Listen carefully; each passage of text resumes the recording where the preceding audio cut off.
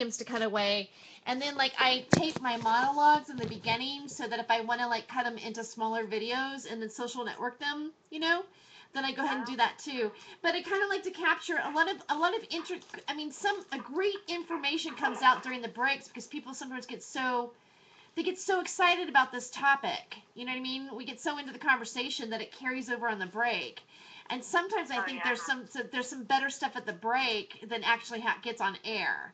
So I remarket this part as like behind the scenes Hollywood Hemptress Hour because like right now, I mean, I'm broadcasting, so whoever watches, they can have the whole entire setup of the process of doing the radio show as well.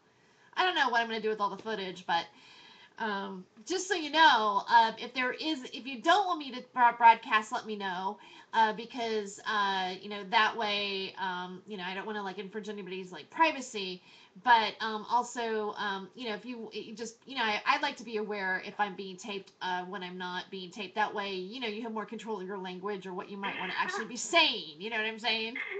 Yeah. Yeah. Yeah, that happened to me last week. I think it was last week or the week before my days blend together. But I was being recorded and I didn't realize that. And I was talking about my sex life, the lack of it, and how I was thinking about becoming a lesbian. And somebody's like, no, we're recording right now. And I was like, oops. Yeah. Nope. You don't know anymore. We don't have any language barriers on the show. Yeah? Okay. Should be going live in about 30 seconds. Oh, okay. All right. So I'm going to do a little bit of a monologue, and then I'll bring Cameron up, and then I'll bring you up, and then we'll just go from there. We take a break at the 17-minute mark, and another break at the 38-minute mark, and then you'll be done at 5 till 1. Okay. Okay. That sounds good. Cool. And we'll just have fun.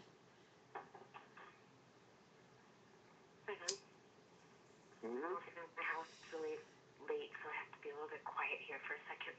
Okay. I had the instant munchies. That's who I am, too. That's what you're at, too.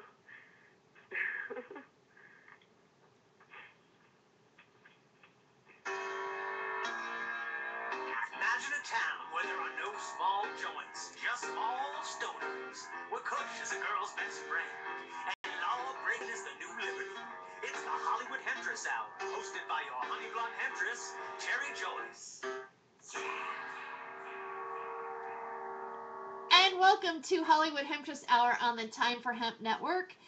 We are the only pro-cannabis network on iHeartRadio, and we are very happy to say that. I have been off for a week. I don't know if anybody noticed. There were reruns playing, and I'm back this week. I'm really happy to be back broadcasting live again.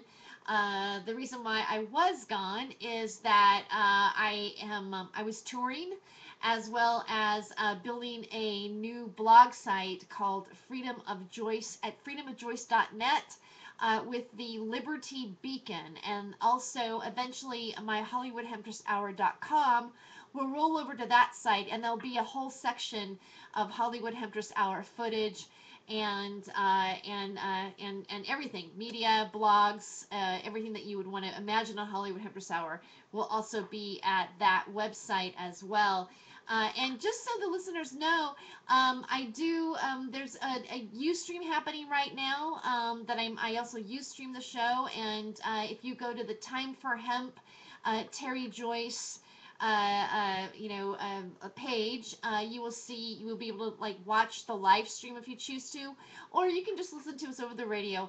Either way, and just letting our listeners know out there how everything is going here. I like to produce on a multi-level kind of platform kind of thing, and there's a lot of conversations that happened during the commercial break that are gems and wonderful knowledge that sometimes doesn't make the air, and sometimes some very fun stuff happens at the break as well, because we're all like, toking and smoking and doing bongs and dabs, or, maybe you're listening and you're going, oh yeah, I think I'm going to like smoke that joint now. And I suggest you do it. You know why? Because today, well, it's not really the day of that day anymore because, it's 12 a.m. and we actually just passed that. But it's St. Patrick's Day as far as I'm concerned.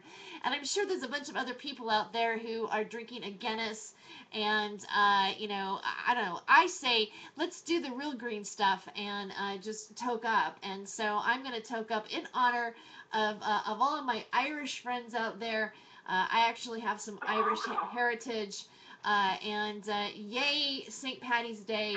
And one day, big, companies like Guinness and whomever are not going to pull out of the parade because there's going to be gay people marching in it.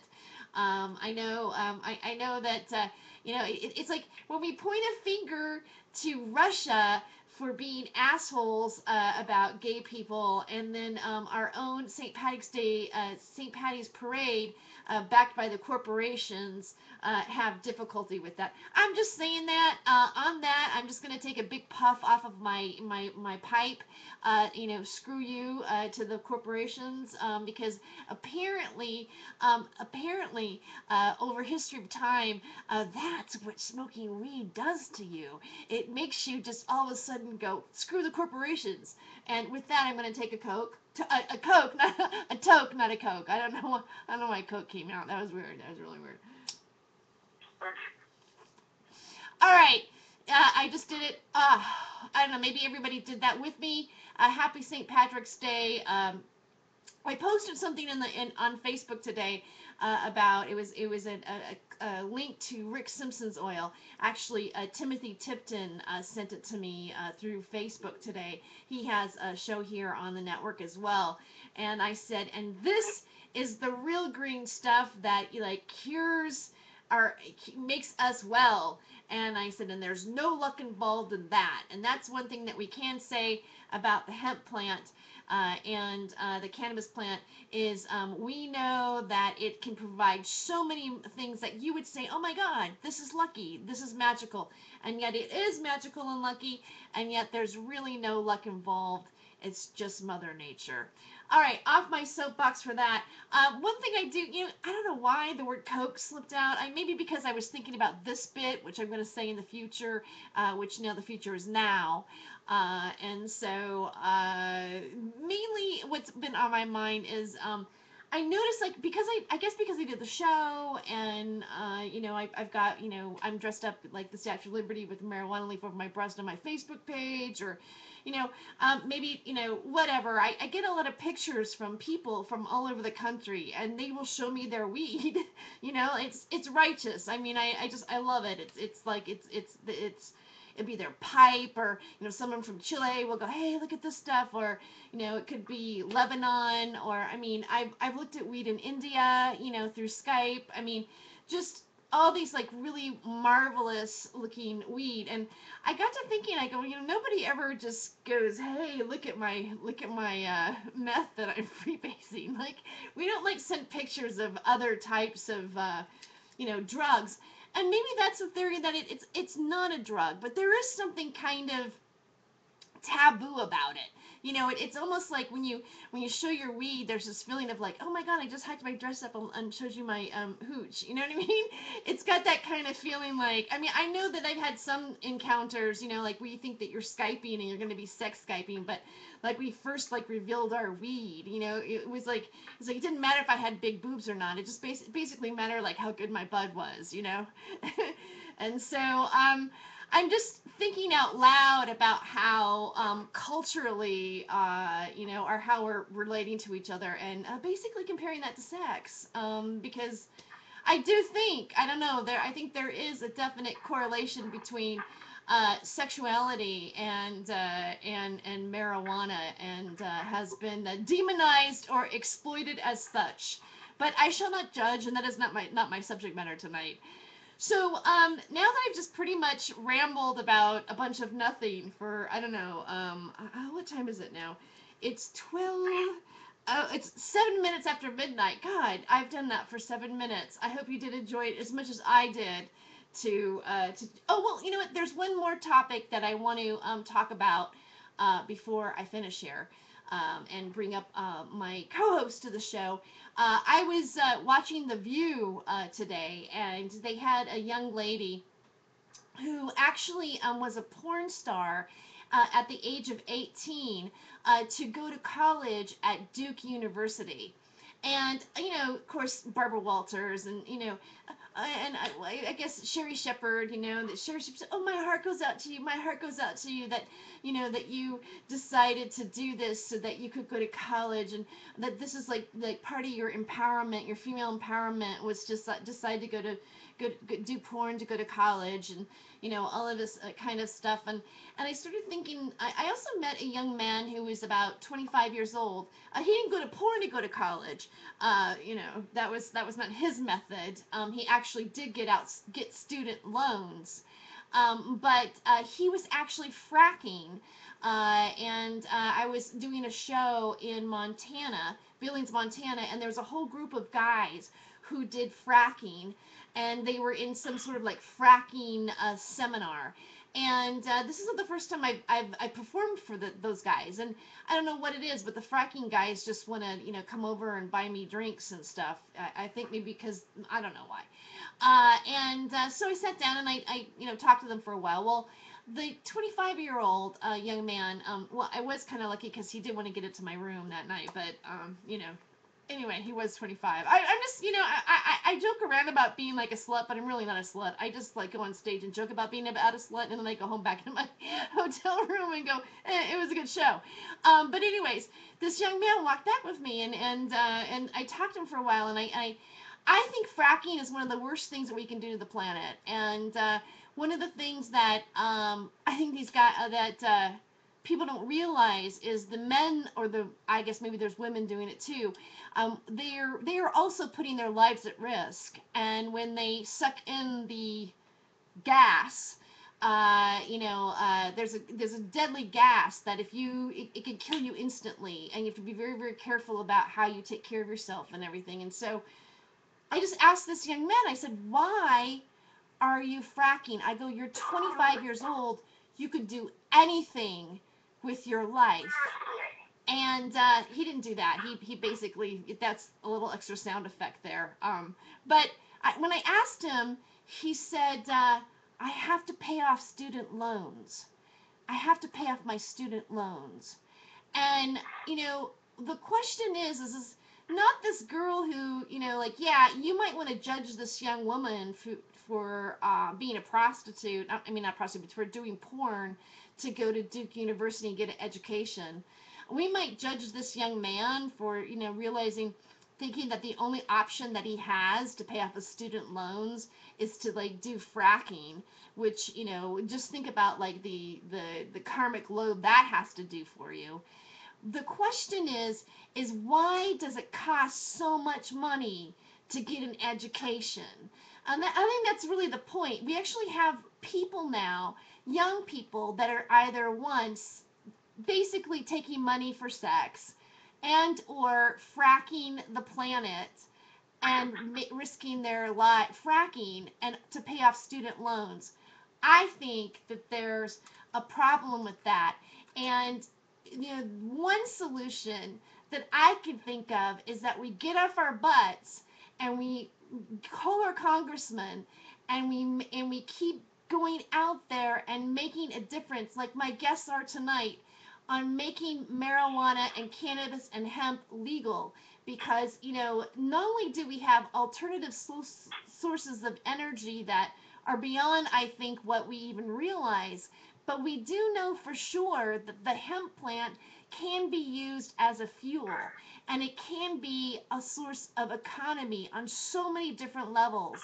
And I do feel that my guest here tonight is right on the pulse of not only researching those possibilities, but documenting them and making them available for people to know about. And so I would like to welcome to the show Cameron versus Humanity, who's a comedian, and you were Sketchy Entertainment, and he is co-hosting. He's been here on the show several times. Welcome to the show, Cameron. Hey, thank you for having me. No, actually, I'm about to come tour Washington, and there's a lot of big changes. Sketchy Entertainment is actually closing its doors. Oh no. So there's going to be some new announcements actually towards the end of the week on what we're going to be doing post sketchy era. But yes, I am not so sad because of the future to come. But yeah, sketchy entertainment is about to cease to exist. Well, it was sketchy though, right? I'm just. Say what? It was sketchy, right? I mean, maybe you just needed to let it go. It was sketchy. Yeah, and that was the thing. It just got a little too sketchy. So when we come back, we're going to be a little bit more Rocky Mountain hardcore, and I'm going to be co-hosting the show with you the rest of the week. And I just hope everybody stays tuned for more updates and details because there's a lot of cool stuff to come. Well, you know what? I know that that you're right on the pulse of everything, and you had that successful night with Rain Pryor, and you're working with Jeffrey Peterson, and you're right in with everything. You couldn't be in a better place. You're in Colorado. I think Colorado is the leading state now in marijuana. I mean, in terms of how you're handling it medicinally. Also how you're handling it, recreationally. I mean, you're really groundbreaking on the forefront of everything, and and you're right there too to bring this wonderful comedy entertainment to people, and you're going to be here in Washington too, which is the other legal state that I live in. We're going to actually meet this Friday, which is going to be I find to be really exciting. Yeah, Friday I'm going to be hanging out with you. I'm actually going to be in studio in Vancouver, right? Yeah. On Friday. I'll be there between the 20th and the 23rd performing. I'm going to be performing with all kinds of different people. Travis Simmons has me on a show. Craig Williams has me on another show. Yeah, it's going to be great. I have a question for you. Did you seriously compare working on the rigs to doing porn? Yeah, I guess I did. I made the analogy. Because I'm from Wyoming and everybody works on the rigs to get through school anyway, so it's like. No, this is fracking. Like the fracking. It's the one where they're cracking the earth and then drilling for oil, like way down deep. Well, with the fracking, the oil doesn't really come without the fracking. You need to drill for the oil, and then when you're fracking, you're actually pumping down sand and water and certain chemicals, just basically to replace the oil so we all don't fall through, or else those fractures would be a hell of a lot worse. But yeah, I don't know. We should definitely not talk about fracking. Okay, all right. I mean, because I don't know if you've watched any of the documentaries that are out there or any of the reports, but it's ruining some people's wells and their water, and the water can catch on fire. Have you seen any of that? Oh, I grew up right next to it. I mean, it's yeah. I mean, there's a lot there, but I definitely think the one thing I will say about fracking is with everything else going on in the world, the missing plane, everything going on in Russia, it's just a really good false flag issue to bring up in a time that we have a lot of other more vital shit going on. I'm not really pro or anti-fracking. I'm very pro-hemp, and I think, that's the direction we need to go and get, both the ugly oil rigs and the ugly wind turbines out of public view. So I'm totally pro-hemp, but as far as the fracking thing, I mean, I don't understand why people are talking about it because it's been a part of our energy capturing system or whatever you want to call it for forever. I mean, we've always fracked, and fracking comes after drilling, and that's just, I mean, I just never understood the big deal about it because, I've always grown up in the oil field, so, but I mean, here's the thing, it's like,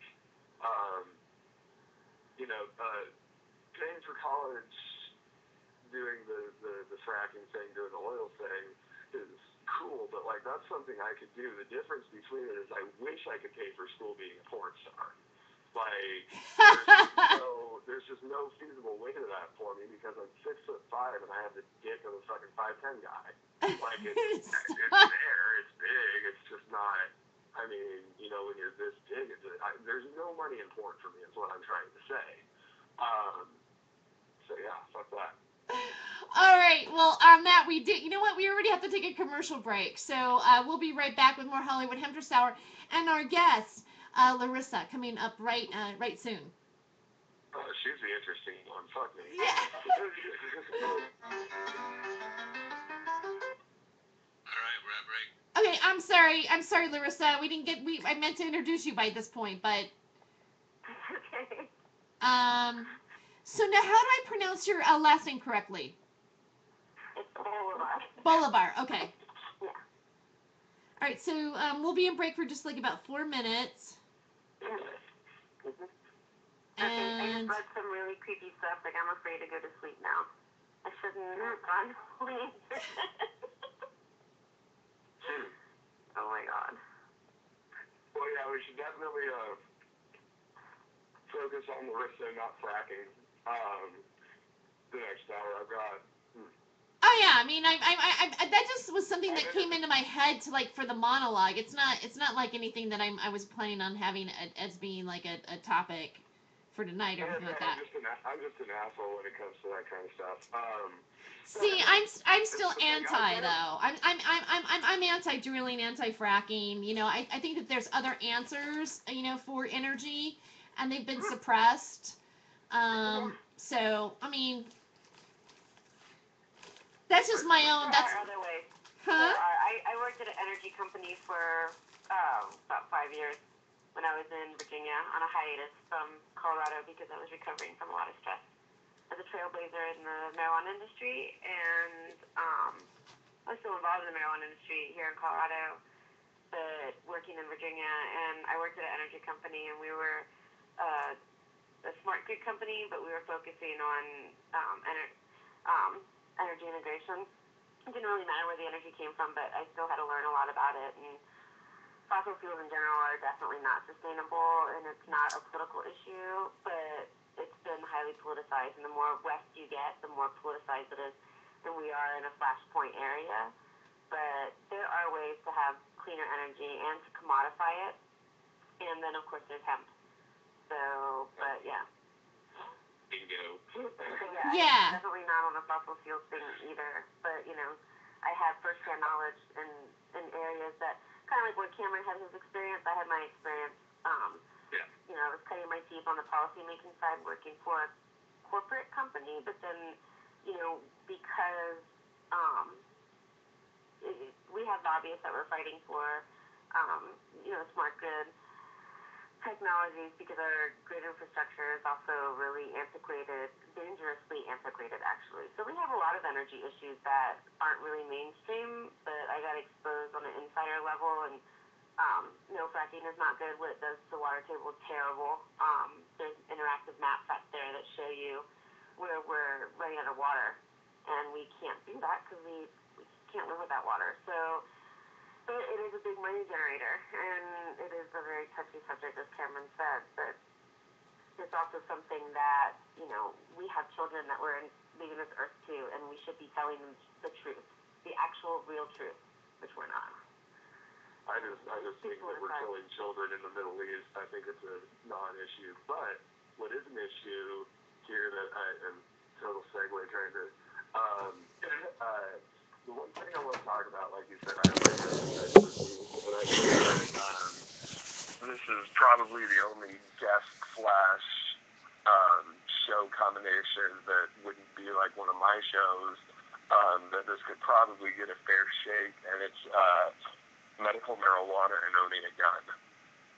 Oh, yeah. Oh yeah, that's a hot topic actually. All right, we're You know, 15 Carrie and I seconds. are both Second Amendment junkies. Is that 15 seconds? We have 15 seconds back? 10 seconds. Oh, okay.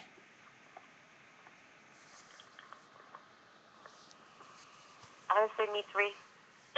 All right, here we go.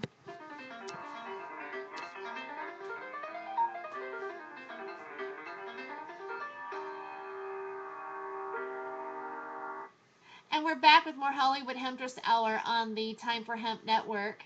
And we are also the only pro-cannabis network on iHeartRadio. I just want to give a shout out to Casper Leach out there, the founder of Time for Hemp.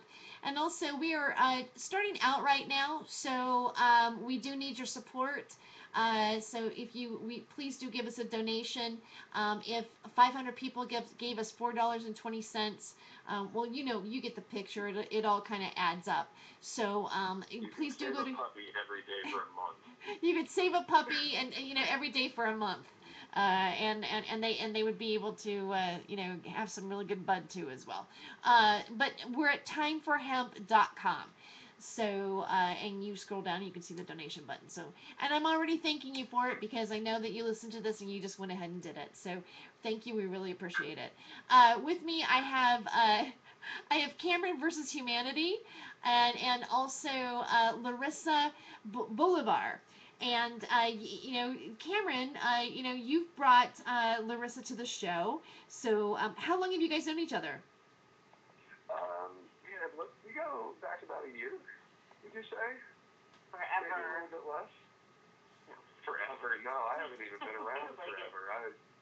I mean, man, just the last 12 months alone, it felt like forever. But I've been on the marijuana scene about a year, and Larisa's been there pretty much the whole time. Has always played a bigger and bigger role. She's been one of my mentors in the scene. One of the people I can call and ask political questions to, and she'll be like, yeah, not even ask, So I've known her for a while, and she's definitely been one of the key players in my activism. Because if it weren't for people like her laying the groundwork, I wouldn't know what the fuck I was doing as an activist. You know what I mean? They're definitely a lot more disciplined and attentive than I am. I got a little bit of ADD going on, but I'm really excited to have Larisa on the show because, not only was she one of the heads on the No on Prop AA campaign. Larisa Bolivor, the guest on this show, opened the first medical marijuana dispensary in Colorado, period. That was her. And I think that's a really good way to introduce Miss Larisa Bolivor. Say what's up. Hey. Hi, Larisa. Thank you for doing the actually show. great. Okay. Yeah, they don't know who you are yet. We were just talking. We weren't on air. Yeah.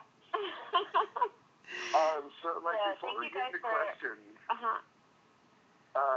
can you kind of just tell us a little bit, the rundown on your basic story? I mean, you're the first at a lot of things in marijuana, including opening the first medical marijuana dispensary, as well as being the first marijuana student, and I'll kind of let you elaborate a little bit on that too. Okay. Well, I've been in this industry since, I would say, I call it a movement, but the terminology is now evolving to industry as we shift from movement to industry, and which is very awesome in itself because it speaks a lot. It means that we're winning, and that almost makes me want to cry when I think about all the years. This week has actually been that kind of week where I caught up with the old friend today from the beginning. My ex-husband and I moved to Colorado in 2001. He had lived here before because he wanted to get his red card. He had spinal stenosis, and I ended up developing endometriosis 3 times, so I ended up becoming a patient myself. But when we got here, we noticed right away there was no safe access, and that you could grow your own, but if you couldn't grow, and he knew how to grow, but if you didn't know how to grow, you were going to the streets, and or Civic Center Park, or anywhere where it was dangerous. And I immediately, one of the first people I met was Ken Gorman, who was my mentor, and he was the founder of the 420 rallies, and he was doing windshield repairs, which is a big thing here in Colorado. And my ex-husband was managing a car wash, and so that's how he met Ken. Ken was working at the car wash, and immediately they clicked because of marijuana. And my ex-husband comes home, and he's telling me about this guy who wants to talk to us about helping people find safe access to marijuana, and I'm just looking at him like, huh? You know, I was a recruiter in the D.C. area staffing big, high-level contracts, and so I was like, come back at me again? And so through Ken, I met some very sick patients, the first patients on the registry, actually. And, you know, they were very much suffering from some severe medical conditions and the reasons why Amendment 20 had passed. And when I met them and realized that, no, these people can't be going to the streets and going to dangerous places to get marijuana, that, yeah, there is something that needs to be done. So things evolved really quickly. It started from us giving seminars right away, just with helping Ken right away, teaching people how they could get legal, and designating caregivers for them, helping them find safe access. And from there, I formed Caregivers for Safe Access. And then around 2003, we started dispensing out of a church. So we, at Grant Avenue Methodist Church here in Denver, and so we were having weekly meetings, and that became, you know, that was not serving the public at all. And but it was great in terms of having meetings and teaching people. We would have guest speakers. Leap would come in often.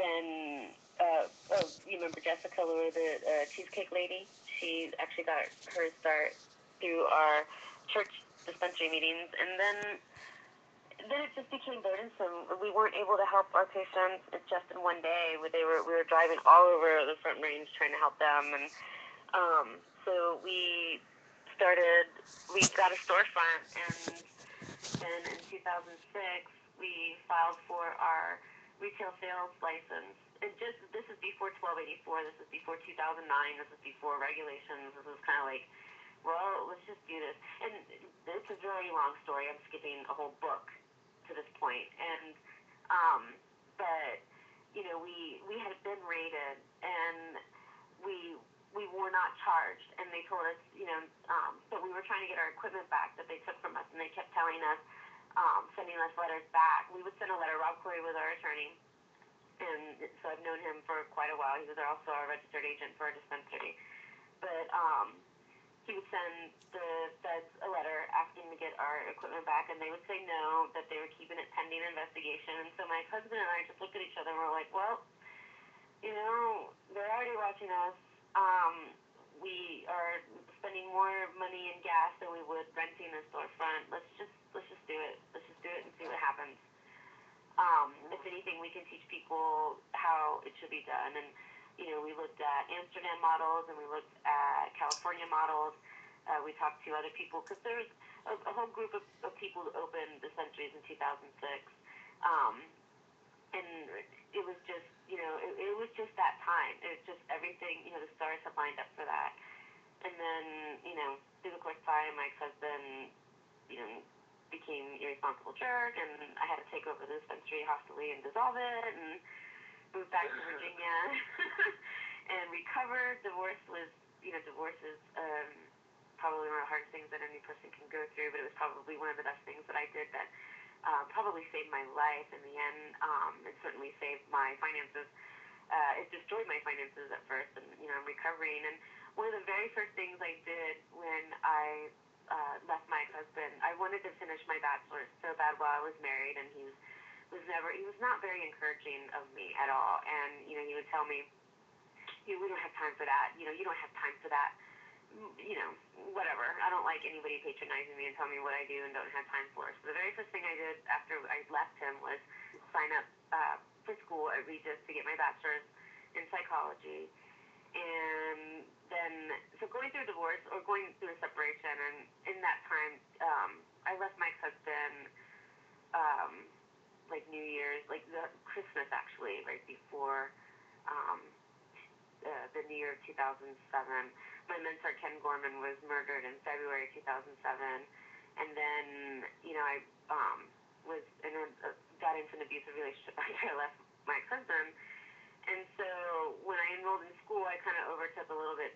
I just took on too much, and I realized that I really was burning out, and I went back to Virginia, where I'm from originally. And Worked full-time at an energy company, still helped out with the 420 rally here, consulted with DC on their medical marijuana laws, and then finished my bachelor's all at the same time and in psychology, and then moved back to Colorado this August. And now you're going to school again. Now I'm going to school again after not even a full year break because I'm neurotic. And because this is a student different loans. kind of school. I mean, you're not the average student, are you? No, I'm not. So when right before I got to Colorado, I was like, well, I get my master's degree and I want to go back to Regis. That's where I started. I finished up at University of Phoenix. I really wanted to go back to Regis because I had a good working relationship with them. They knew my background in marijuana. They, considered me more of a social worker because I did so much for patients, and I have references and witnesses for that. And so I called them and I proposed to them that I get my master's in marijuana policy, and they were like, well, what would that look like? And I said, well, I'm not 100% sure. I looked around. I don't really see that as a degree. I looked at other schools that I wanted to learn about policy and business. I was thinking about my MBA and I was thinking about policy, and those are the two things that I was toying with. And so I proposed to Regis that I do my degree in policy, but my concentration will be marijuana, and that it was a good idea that they went ahead and approved that because Colorado just legalized marijuana and all eyes are on us anyhow, and they are a Jesuit institution, meaning they're an international institution, and that they should really have some thought leadership on it.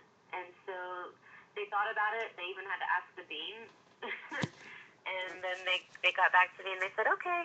And that's what I'm doing now. So every single class I take is marijuana related. So it's like a super marijuana trade school. While you're in the classes, as you're learning, you're writing too, right? Like you're helping them write the curriculum for future students, right? Yes. So, yes. So basically, can I ask? I mean, so it seems like you're almost creating a new educational institution. Well, yes and no. So one of the things that we're looking at is the possibility of me going further and getting my PhD. And so this program, Regis is a liberal arts school. And so with how that works is you can design your own degree. So let's say I was interested in horticulture and I wanted to study Shasta daisies. You know what I mean? Like I could design the curriculum around that. Part of the capstone program that I can choose is writing a curriculum that I could then teach, or that somebody else could then teach. Okay. So that is an option. I can also write a book, and then I can just do a thesis, but that seems almost boring with my other options. Uh-huh. So yeah, it's crazy. Like I was. I'll put $50 on the table if she ends up doing all three just for fun. So was it Well, I mean, considering my options, after listening to Terry talk about, porn and fracking, and I'm like, I hadn't thought of either of those. Oh, it's kind of funny that I you know what? Be an excellent fracker. I didn't really get the. I think you could frack like a mother fracker. I didn't get the. It's funny, but I didn't get the correlation. In your future, you've got the body for it. And Wyoming's right there. If I had to make a choice, I'd go porn star. And I would. You quadruple too. Do you know how hard it is to get? Never mind.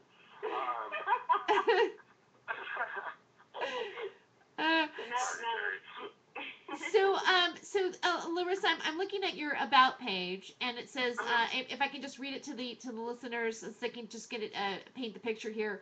It says Larisa is a marijuana subject matter expert and pioneer, having established the first dispensary in the state of Colorado, the Colorado Compassion Club, which was dissolved in 2008.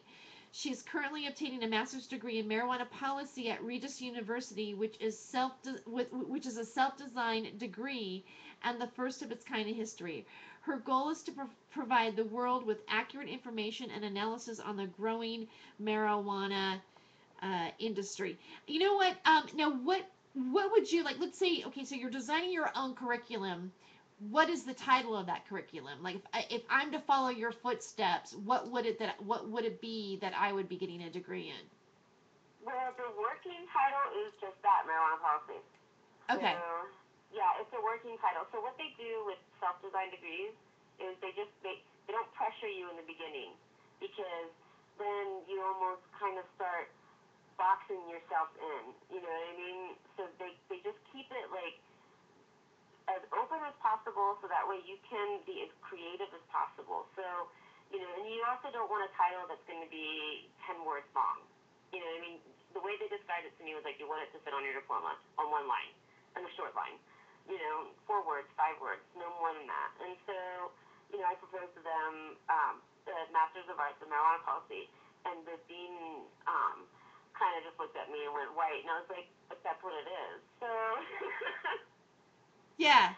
So, so it's definitely pushing the envelope, and I'm being really stubborn about it. I am, because I believe in what I do. I have been believing in what I've been doing since, actually since before 2001, because I started using marijuana when I was in high school and realized that,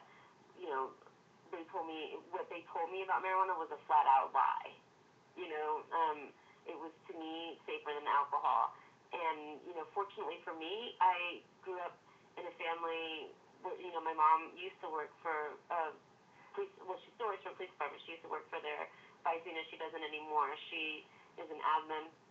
But I was exposed to what drugs do to people. So I really was never interested in, like, doing the hard drugs. And, I was kind of terrified to even try heroin. And, but when I was at a friend's house and I tried marijuana, I noticed right away that I was able to focus better. I had really bad ADD. And this was before, I graduated in 94.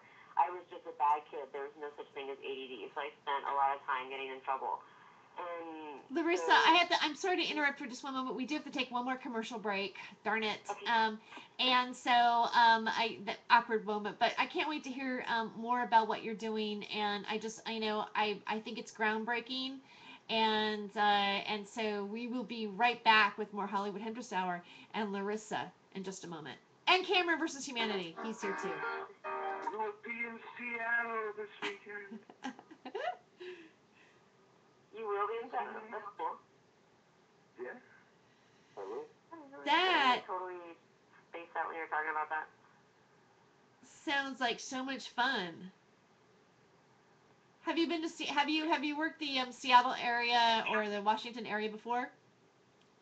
No, this is my first out-of-state show. Oh, really? Yep. Well, I've worked out of the country before doing theater, and I've been acting and directing and shit like that all over. But as far as comedy goes, I'm still a puppy. Well, that's exciting because Seattle is one of my favorite areas to do stand up in the United States. It's a nice area. I like the crowds. I like the city a lot. Um, you know, I hope you like it. But if you could, huh? What are your plans before the show on Saturday? Are you hitting the show or an open mic or anything like that? Because I'm actually free on Friday. Um, Fridays are really rough days for me in terms of stuff. And so I broadcast. I have another radio show on Revolution Radio, which Larissa, I'm so bummed to have you have to go so fast. Because I would really like to have a longer interview with you at some point. And so, maybe I can talk to you about doing the other show, which tapes during the daytime between 11 and 1. Okay.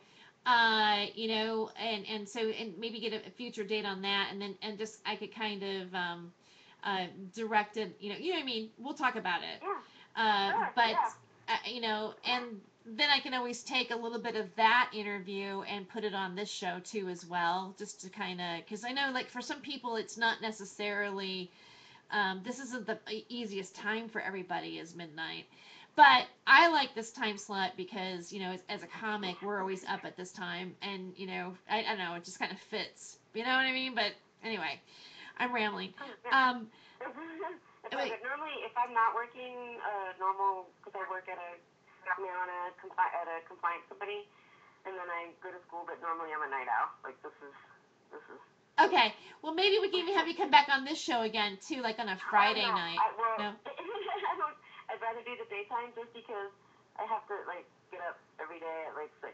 Oh, okay, yeah. Okay, so the daytime one will work out. All right, and Yeah. so I don't know, Cameron. I mean, I'm not sure. Like right now, I've been having a big push and responsibility for online media, and I'm developing this new blog site, and so there's just so much going on. I don't know if I'll have time on Friday, or if I'll even have the energy to go do something before I do the show. And I know that sounds like really like a puss about it, but. What city do I need to be in on Friday, though? Do I need to be in Vancouver, or do I need to be in Seattle? Oh, I mean on Friday? Yeah. Well, I mean, like if you wanted to actually, be in person here, to tape, I would say here. But if you don't want to come down to Vancouver, then we could always. I'm staying in Vancouver. Oh, okay. Yeah, Seattle's actually I will be in Vancouver on Friday. Oh, okay, great. Yeah. Huh? We're coming back in 4 seconds. Okay, you know what? I'll talk about this on the break, and then yeah.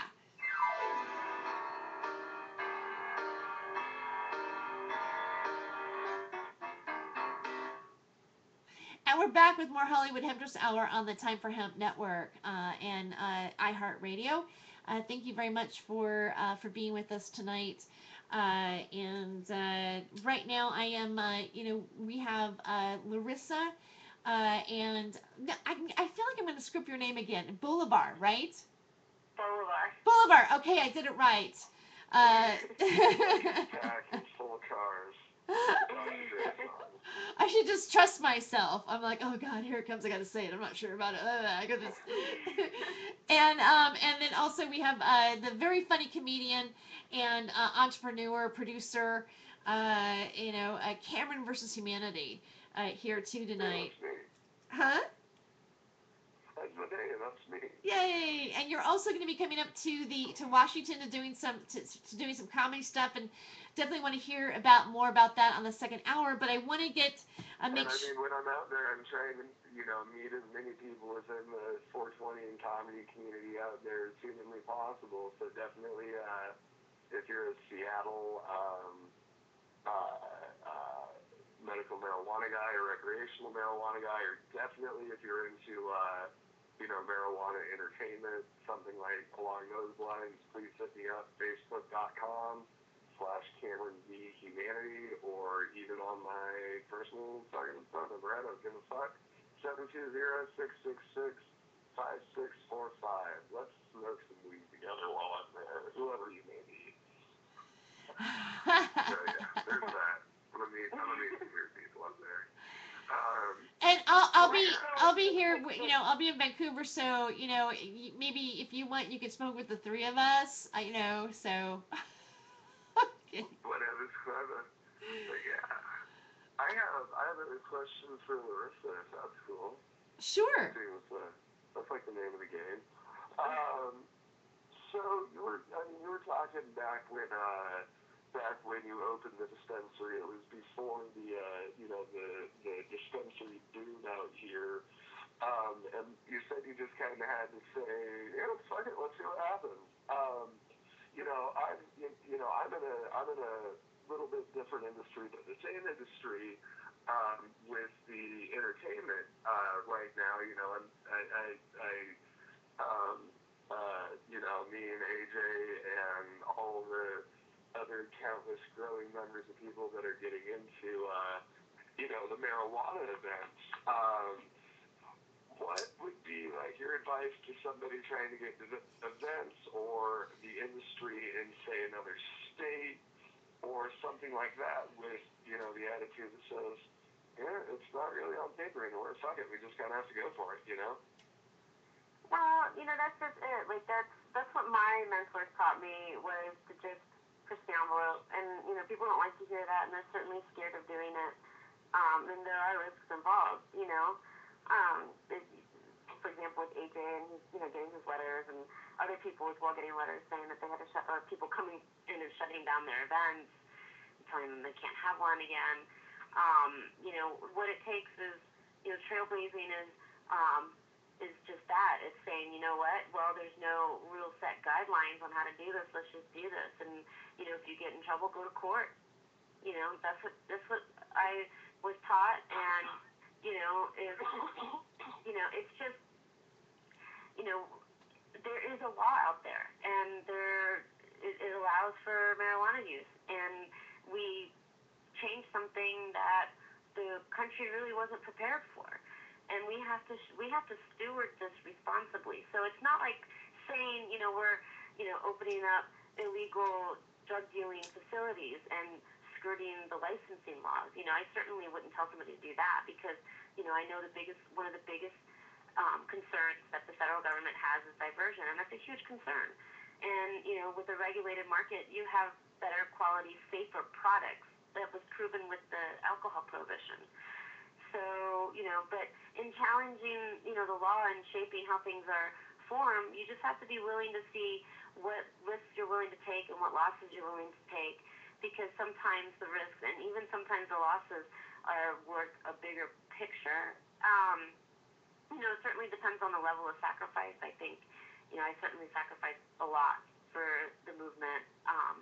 And almost lost my life on a couple occasions because of it was just very dangerous in the beginning, because there was no guidelines and no regulations, and a lot of bad, dangerous people in the game still. And so, Wait a second, I would never ask somebody to do something dangerous, but if you've got good legal backing, and if you've got good community support, AJ is a good example, or even Cameron, if you have an event and let's say they shut it down, and or you actually get it fined, and if you take it to court, and then that way it opens up that conversation to say, well, hey, this person got in trouble for this, but if we changed this law and added this regulation, that person wouldn't get in trouble anymore, because the point of legalization is not getting in trouble anymore. And we need to see what that looks like, and having a safe place to consume marijuana is really important right now. And whether it's a comedy show, which is pushing the envelope and giving a place like Herman's Hideaway that's marijuana friendly, or having a show at Castleman's that is marijuana friendly. These things are challenging laws, like with AJ shows. He got a letter saying not that he was advertising for the public consumption of marijuana, which is illegal. It also violates the Clean Air Act, but we need to challenge and push these things, because the only way we're going to be able to change these laws to be to help us move forward and be friendly for marijuana is if we have people who are willing to make that. It's a fight, and willing to get into the ring and fight that fight. It takes courage. And exactly. And what, like, because I know how it is for me. Like, what can you describe just like the eating at your soul feeling that you get when you hear somebody say, why are you doing that in the marijuana industry? That's illegal. Not like, not black market selling it, but events and, smoking in public at the Denver 420 rally and things like this. And people on our side of the fence that are in the marijuana industry, mainly the industry guys, will sit there and lie like, no, that's illegal. And it's like, well, the fuck were we 10 years ago? Like, what did we have to do to get to this point? Like, that's just fear and apathy, and a lot of those people that, and this has become something that's really pissing me off, actually, because I've recently experienced alienation because of the 420 rally. We rescinded the letter. Rob Corey rescinded the letter saying that, and we every year we tell people that public consumption is illegal. So, it's not like that's, so, he kind of deviated from our messaging anyhow, but he was making a point. And, That's the way. Rob Quinn is the same way. He's an activist that's a fighter. Well, people are now like, ew, he's making too much noise. Now we're not going to be able to lobby and testify. The congressmen aren't going to listen to us. We're not going to have support from senators anymore. Wow. Well, fuck you. Where were you in 2001, 2002, 2003? Where were you when people were shooting at me? Where the fuck were you? You were in your cush little job waiting for the safe time to come out. And that's just it. They're not going to make the profound changes that they think they're making. These are things, this is why I'm a subject matter expert. This is what people are researching already. These politicians are already thinking about these things, But you still need courage to make change. But yeah, Cameron, I'm so glad you asked that, because I've noticed that. I moved back and I'm like, who are these people that are lecturing me about what's right and wrong about what I do and what I advocate for? Like, who the fuck are you? I talk to Congress people every day, all day. Well, so what? I don't know. And it's like, because, there's, right now, like you said, alienation, there is so much infighting. And the alienation the 420 community. It is painful. It hurts my feelings. I will say publicly. It does. They say have a thick skin, that there's drama in this movement. No, it hurts me because the alienation shows a lack of respect and integrity within the community for other community members who have sacrificed everything they have for this. Not just me, everybody. Even those that you look at and you think that are wealthy and successful, they have sacrificed a lot too. And there's a lack of consideration. Practically gave his fucking life. All right, you guys. It's we're getting down to like the last hour. The last minute of the segment, and so I was just wondering. Oh yeah, I want to thank you so much for coming on with us today, and I just really wish you well. Where can our listeners find your website at, and follow you, your Facebook, whatever social media that you want to give out, please do. Oh, sure. You can find me on Facebook. I'm the Marijuana Scholar, or Larisa Bolivor, either or. Marijuana Scholar is more of a site where I just post up either what I'm working on or articles that are related to what I'm working on. My Facebook page, I rant a lot about marijuana too. I also have a website, themarijuanascholar.com, but I need to talk to Cameron now that I found out he does websites, because I need a lot of help with that. And then I need time to do content development, but that is the best way to follow me on Facebook. What is it? Facebook / MJ Scholar is what it is. I like how people still specify a backslash.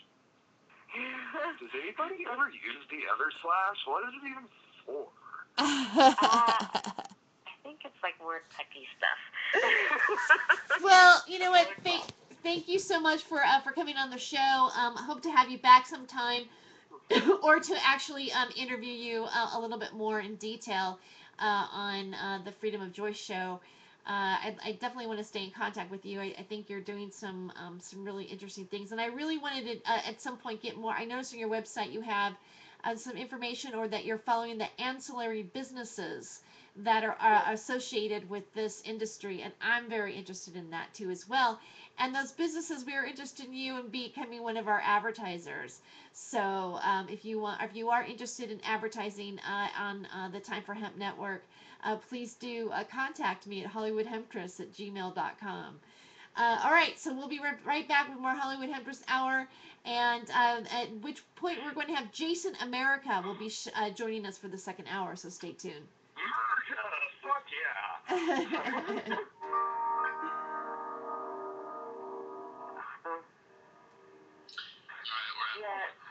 Cameron, you can tell him. Jason America was coming. So yeah, I'm really sensitive right now. Maybe I just alienated myself further by saying that, but it really hurts my feelings that these people are just not even supportive. It's not. It would be nice to have the support, and it's heartbreaking. It really is heartbreaking. I'm like, wow. I know there might be personality clashes, but this is a movement. This is a whole holistic movement. It really just upsets me, and I can tell who starts liking me and stops liking me. You know what I mean? I pay attention to these things. It's part of For school, I have a bachelor's in psychology, so for school, I'm still with my master's studying the behavior of the movement and the behavior of people, and I'm documenting it, and it doesn't look good. It's very catty. It's very immature. And you're gonna have that in any industry. But when it comes to things like AJ or with the 420 rally, and then people wanting to just not, I had somebody trying to police my Facebook page because somebody said something negative about Pat Stedman and another fellow advocate, and I'm like, I'm not gonna police my Facebook page. I don't have to like a comment, and I don't hit like, and if you follow my behavior on my Facebook, you'll see if I don't like a comment, I won't like it.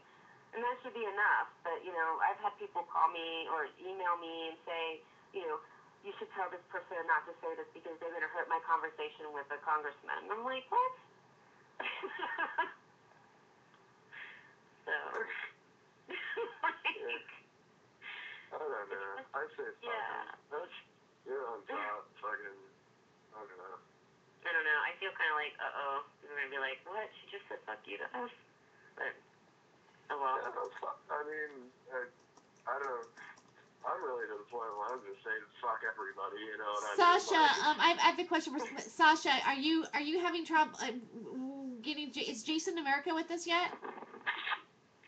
I'm totally here. Okay, cool. Okay, cool. There's a. I was just eavesdropping on y'all. I was taking notes, and I was like, oh man, I'm gonna spread this information. But then I didn't have a pen, and I was smoking weed, and I forgot about it. Hi. So, I'm going to go ahead and get going because I have to get up at 6 and... Oh, no problem. Thank you so much for doing the show. I like listening to you. I remember, Thanks. Cameron, never let anybody tell you that you don't have enough time for anything. Yeah. Exactly. I'm going to get on the show at 1 a.m. All right, guys. Have a good night or good morning. Good morning. You too. All right. Talk to you later. Being on the show. Thank you. Cameron. Thank you, Terry, for having me. Oh, no, thank you. All right. Bye. Bye. Sasha, how much time do we have left? About a minute. Okay. So Cameron, I mean, I can look around. I mean, if I can find an open mic night that and it's possible. It's not like I maybe can't do it. I know there's a few. But maybe Where we. are you at, Jason? I live in the beautiful city of Portland. You live in Vancouver? He's like 20 minutes away. I'm in Portland. Oh, you're in Portland? Yeah. No, I'm trying to hit Portland too while I'm down there, definitely, because I'm Vancouver is like across the river from Portland, but 2 hours away from Seattle. Yeah, that's what I heard. I'm actually only going to be in Seattle on Thursday and Saturday. Far out. It's a pretty interesting place. I like Portland. Oh. And we're back.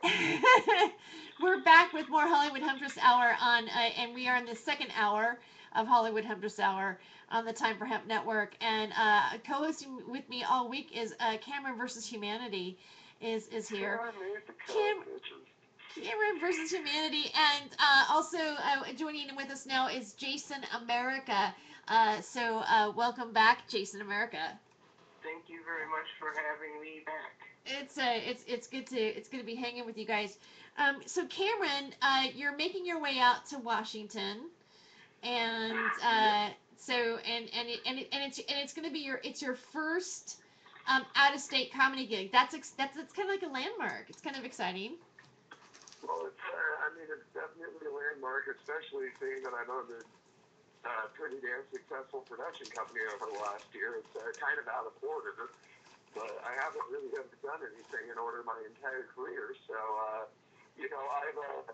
been in the entertainment industry about 6 years now, and I've traveled everywhere doing, theater and things of that nature. I've been to Germany, I've been to Belgium, I've been to Luxembourg. Name dropper. To perform. Hell yeah, I'm a name dropper. I'll work for that shit, man. Fucking, I'm dropping those names. Shit, those are my trophies. Was working. There's nothing right. You know what? There's nothing. But yeah, this is my first time out of state, specifically as a stand-up comedian, and I'm so excited that it's going to be in the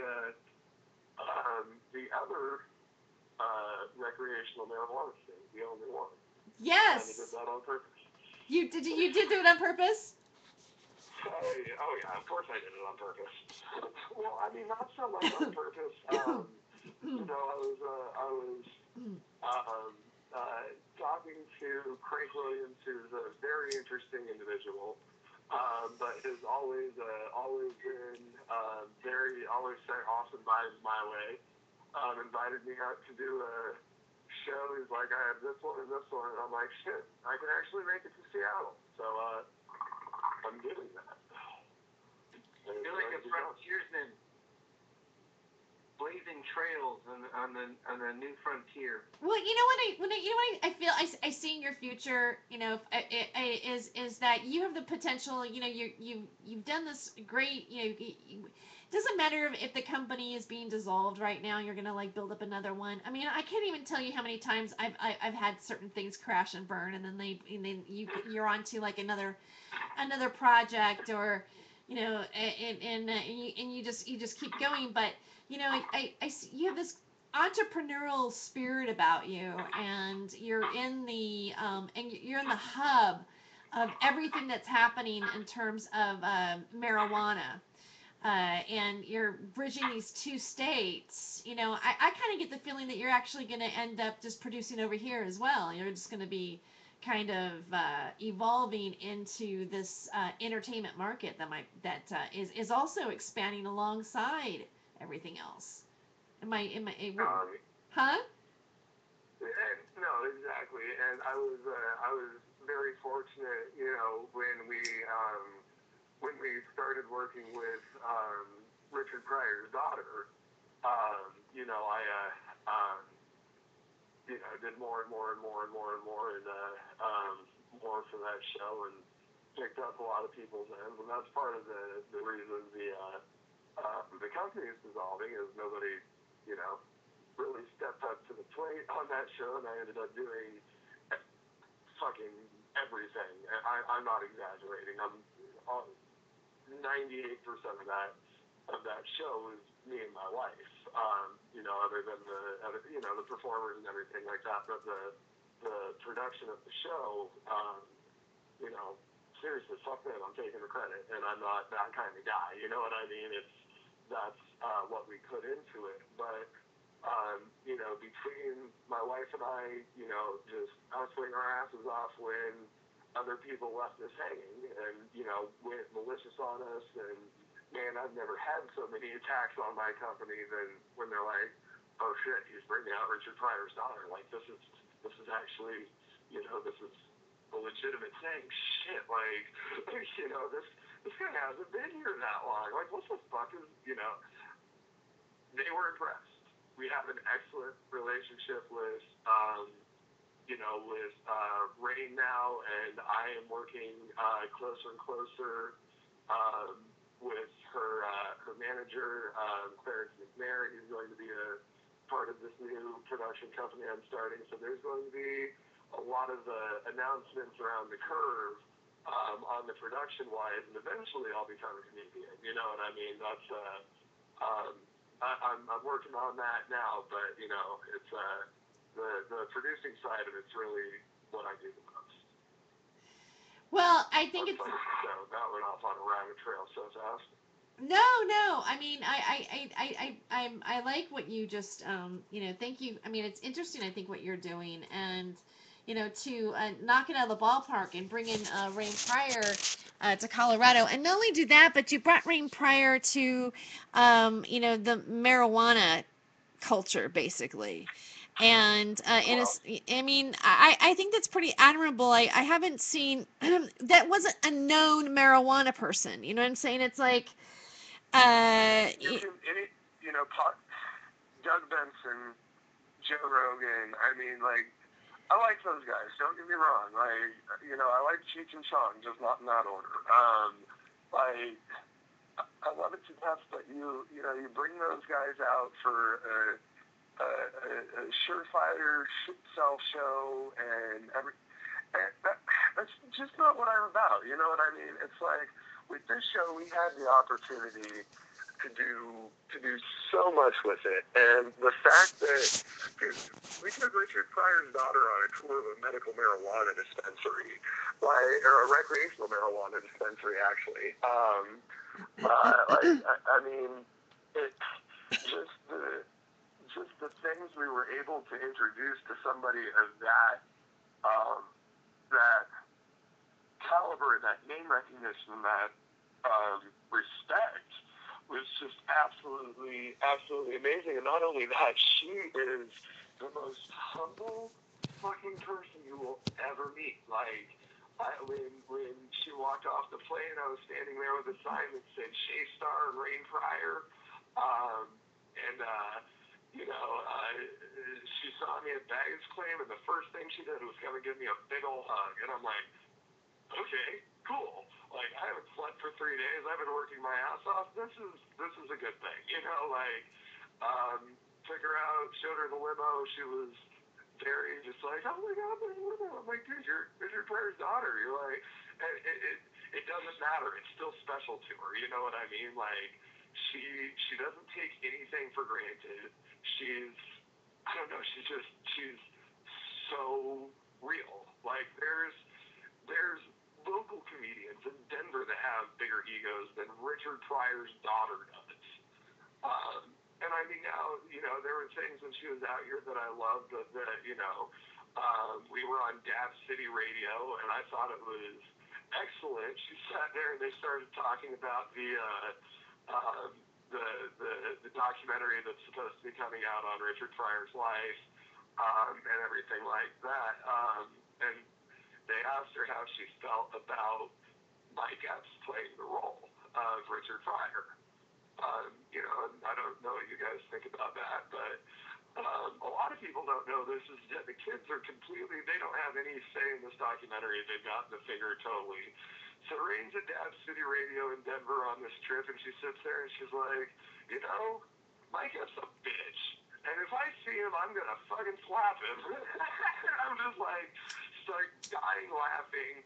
I put the video up on my YouTube page. It's the only thing I have on my YouTube page. I don't even have any stand-up of me on there yet. It's got like 20,000 views, and I'm sure it's higher than that now. So wow, where's your YouTube page at? I'm on YouTube under Cameron V Humanity. I'm not much of a YouTube guy. I'm kind of getting into that, but most of my career has been putting other people on, doing production, getting mainly my focus has been getting newer talent on stage and through showcases earlier in their career, because I just feel that it builds stronger comedians faster when they're hitting the open mic circuit, but they can still hit a showcase, once every couple months in their first few months, just so they can see what actual laughs are like. So by doing that, I've definitely not paid too much attention to myself as a comic, mainly because I think there's a lot of motherfuckers out there that are a lot funnier than I am, and I'd rather put them on stage.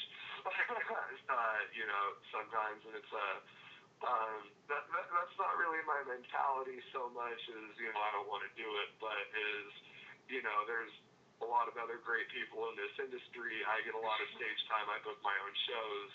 I can go be a comic on other people's shows. This is, these shows aren't about showcasing my talent at all. That's interesting. It's refreshing to hear, because a lot of times, a lot of comics that do produce shows, they do it so that they could showcase themselves. I rarely hear that, really. So I don't know. I'm just making note of it. I mean, I am producing myself. I'm producing myself as a producer and as an advertiser. Not only that, as a graphic designer because I do all the Photoshop I do all my, I do all my own Photoshop for posters.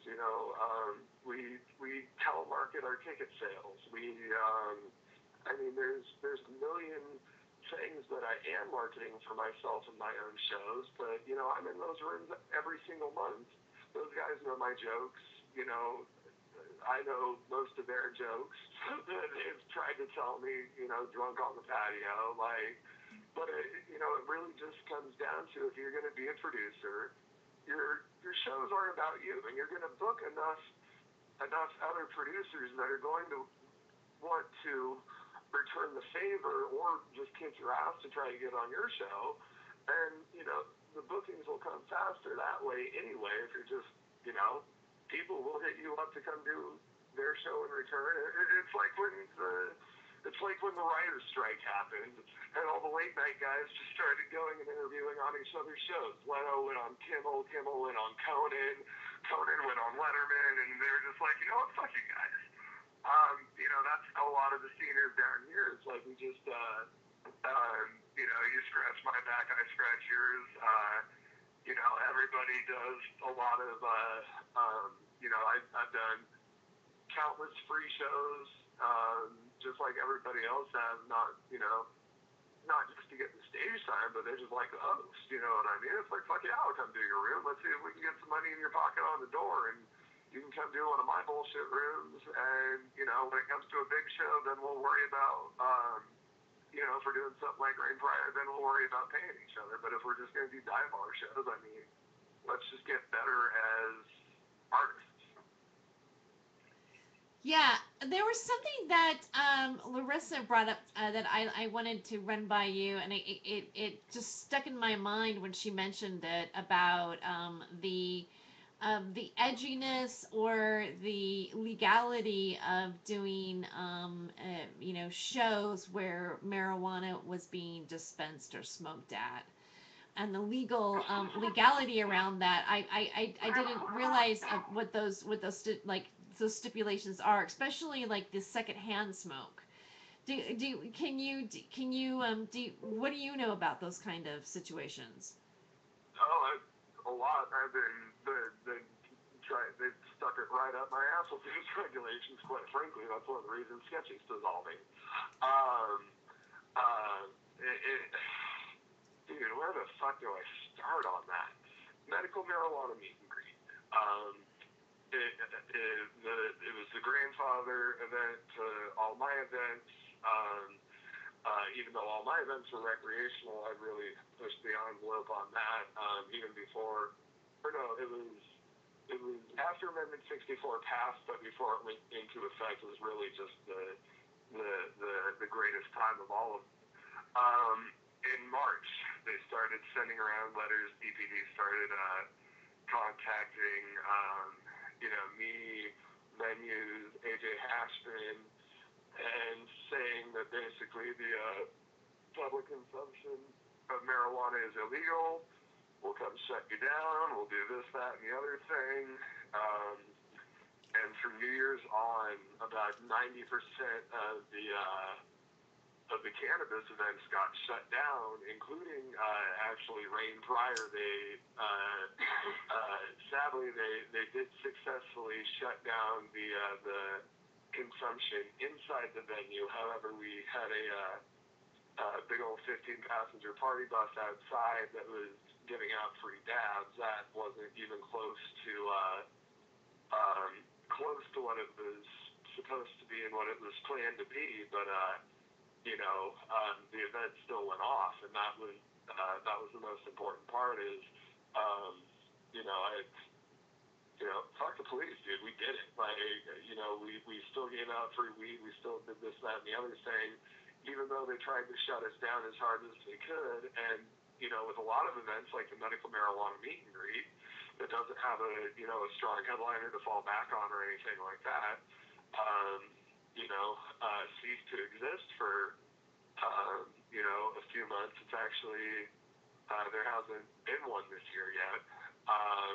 And that So was a do you monthly event think that was going on for 3 years. I have a question. So do you think that the reason why you got away with it that night was because you had a headliner like Rain Prior? I mean, let's say, you, and let's say you had somebody who, like, let's say I went there that didn't have that kind, I mean, would you have gotten away with it? I mean, do you feel that it was the celebrity status of who she was and the ticket sales and what was going on that kind of maybe saved the event in some way? I mean, no, because definitely not. The Denver Police Department doesn't give a fuck if it's Richard Pryor's daughter or Jesus or whoever. Oh, not even Jesus. Not even Jesus. They won't. No, Jesus can't smoke weed inside either. No, hey, it's the second coming, and he's smoking pot. I don't think that had anything to do with it. Actually, if anything, the reason is we got too big. We started becoming too successful with it when we did Tits and Giggles 3 before the Rain Prior show. It was it was amazing, and there were people dabbing inside, and we were hitting a 4-foot bong on stage, and it was one of the most amazing shows I've ever produced. And so was the Rain show, but with the Rain show, as soon as the news hit, we sent out a press release, and John Wenzel wrote an article on me, Kayvon Kalari, and all the other people that are doing marijuana-style events. That article dropped. There was an article about, and that was in the Denver Post. There was an article about Pryor and Hey Reverb and the cannabis and everything like that. So all that publicity really came back to bite us in the ass. Well, Cameron, if you know what? I kept it smaller and had somebody like you, actually, we would have been fine. Oh wow, I could have actually saved your butt. And you know what? We do have to take a commercial break. We'll be right back with more Cameron versus Humanity and Jason America. All right,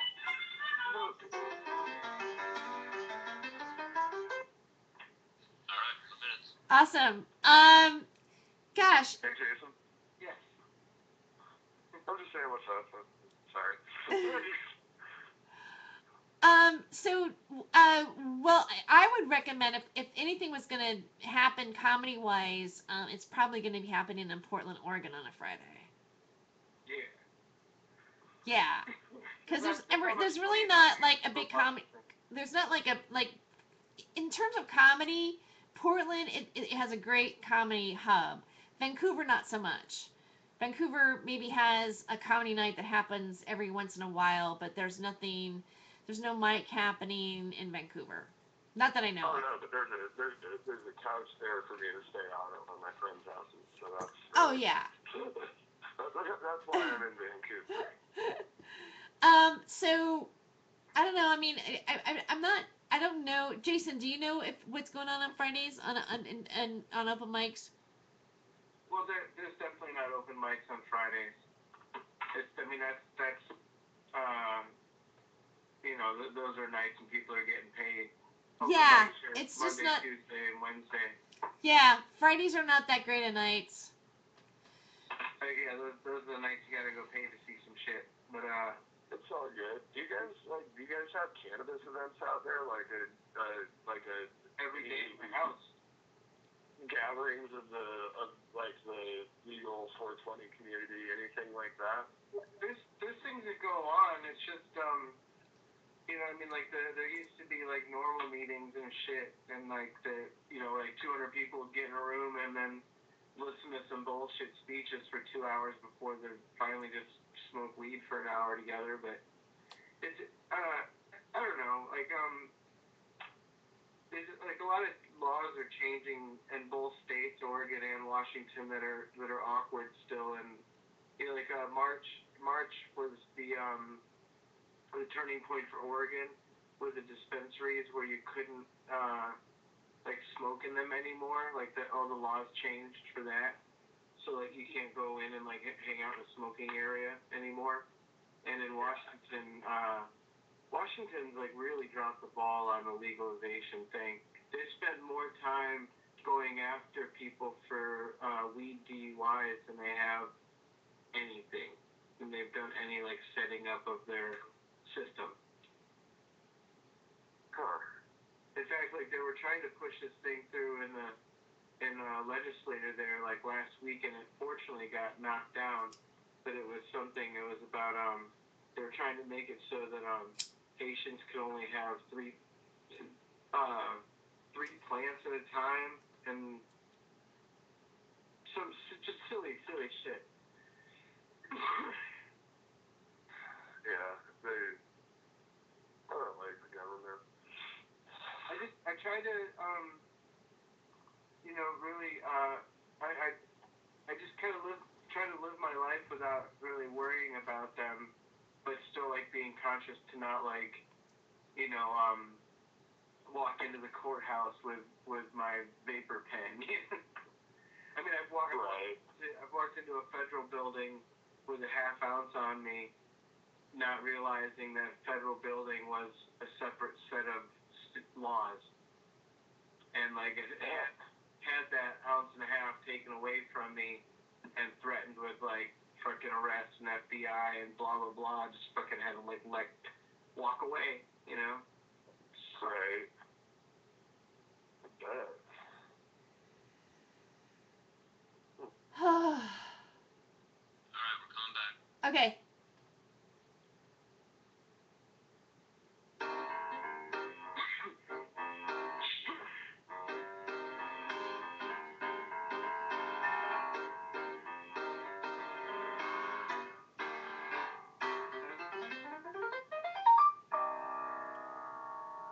Thank you for staying with us. This is Hollywood Hemptress Hour, and we are on the Time for Hemp Network. With me is Cameron versus Humanity, who is co-hosting with me tonight, and also Jason America. I think I'm feeling good. It's like I'm the last 20 minutes. I've had a few bowls now. I'm feeling very relaxed. But one of the things I didn't understand, and I'm really learning it on this show tonight, is I've had you on the show. I don't know. I think this is your third or fourth time being a Hollywood Hemptress Hour, and I've been kind of covering the entertainment scene that's going on in Colorado, and I just had this impression that it was just like speakeasies, and it was all ready to go sign down on this, the dotted line. Hey, it's a new day. And I'm realizing now that it's not really, they're really kind of cracking down on public smoking, and, throwing out these secondhand smoke laws, and making it difficult for you guys to gather and hold actual functions and events.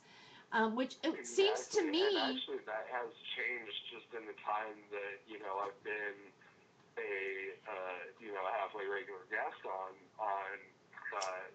Time for Hemp. Is that when you and I first started talking, the scene was a lot different. We weren't getting these letters. You know what I mean? Everything was we still do have, I think, 3 clubs in Colorado Springs. I think Denver is still here.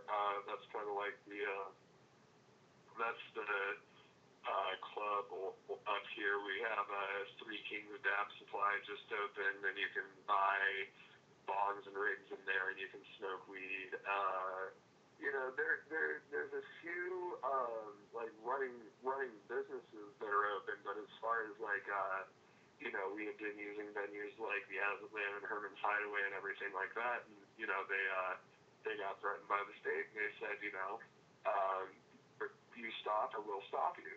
And I didn't want to stop. AJ didn't want to stop, but the venues kind of were like, yeah, we got to stop. So when you're producers and stuff like that, your job becomes kind of meaningless without a venue, and that's why AJ and I are going to the city and gonna fight them, until this gets made right. Honestly, I'm not planning on letting up. I don't think AJ is either.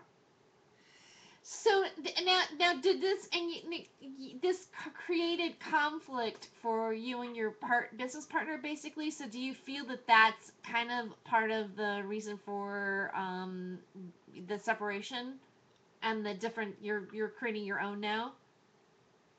I mean, the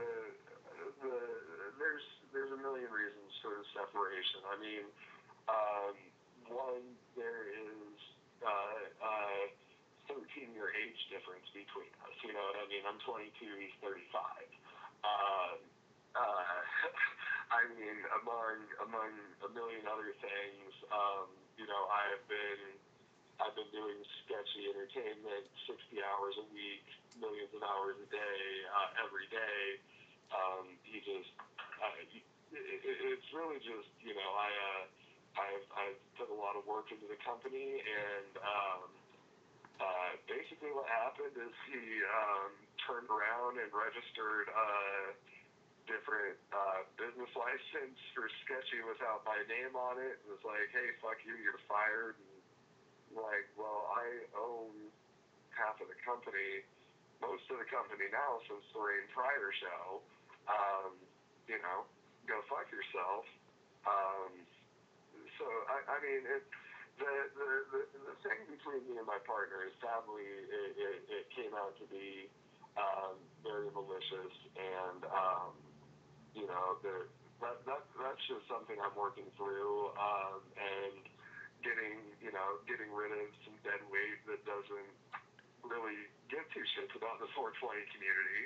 And was, you know, one of the people like, you know, Larisa and I were talking about that was more worried about the legalities of things than the protest and the cause.